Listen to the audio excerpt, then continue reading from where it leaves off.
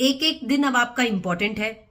Exam में ज्यादा समय नहीं है, तो अगर आपको ऐसा लग रहा है बहुत समय बाकी है, तो ऐसा कुछ भी नहीं है, आ गए एग्जाम। एंड वही दिन में 24 घंटे हैं। तो अब कैसे मैनेज किया जाए यार पढ़ाई को?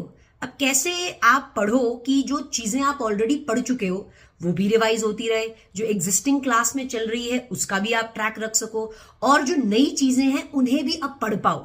तो ये एक आपको कैसे इस लूप को फेस करना है, अपने प्रोडक्टिव स्टडी आवर्स को कैसे बढ़ाना है, ये अब आज इस वीडियो में मैं आपको बताने वाली हूं। तो देखो, अब एक एक दिन इंपॉर्टेंट है। इनफैक्ट मुझे याद है जब मैं पढ़ा करती थी ना, तो किसी महीने में जब 30 डेज ही होते थे ना, तो मुझे ऐसा लगता था यार एक दिन कम है। तो है ना, एक एक दिन इंपॉर्टेंट होता है, और जैसे जैसे एग्जाम पास आने लगते हैं तो इसकी वैल्यू और रियलाइज होने लगती है। तो अब अपने वर्किंग आवर्स को, पढ़ाई के आवर्स को कैसे बढ़ाया जाए? देखो, सिर्फ बुक के सामने बुक खोलकर बैठे रहना कोई मतलब नहीं है, इससे अच्छा तो आप मत ही पढ़ो। पर अगर पढ़ना है तो कंसंट्रेशन के साथ पढ़ो। और आई नो अब आपको ये अच्छा साउंड नहीं करेगा, बट मैं आपको ऑनेस्टली बताऊं, अब आप अपने स्टडी आवर्स को कैसे बढ़ाओगे, सिर्फ एक उपाय है, वो ये है सुबह जल्दी उठने का।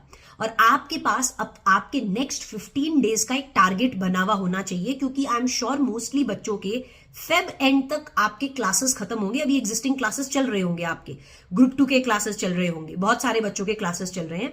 तो अब अपने समय को कैसे इस्तेमाल किया जाए, क्योंकि पूरा दिन तो यार आपका क्लासेस में चला जाता है। तो आप अब जो चीजें आपको रिवाइज करनी है उसे कब किया जाए? तो the only time that you can utilize is by waking up early in the morning.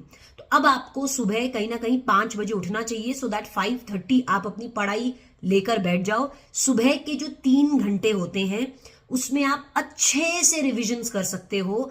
और मैं तो कहती हूं सुबह के जो 3 घंटे होते हैं ना, उसमें आप कोई थियोरी सब्जेक्ट पकड़ के थियोरी सब्जेक्ट रिवाइज किया करो। जैसे ऑडिट रिवाइज कर लो या लॉ रिवाइज कर लो। जैसे अभी ग्रुप 2 के क्लासेस चल रहे हैं, तो मैं आपको सजेस्ट करूंगी इस फेब के मंथ में आप थ्योरी सब्जेक्ट्स का मोस्टली पार्ट सुबह उठ के कंप्लीट कर दो, whether it is SM, whether it is audit. तो सुबह आप क्या करें, सुबह उठ के पढ़े, सुबह का 3 घंटे थ्योरी सब्जेक्ट को दो।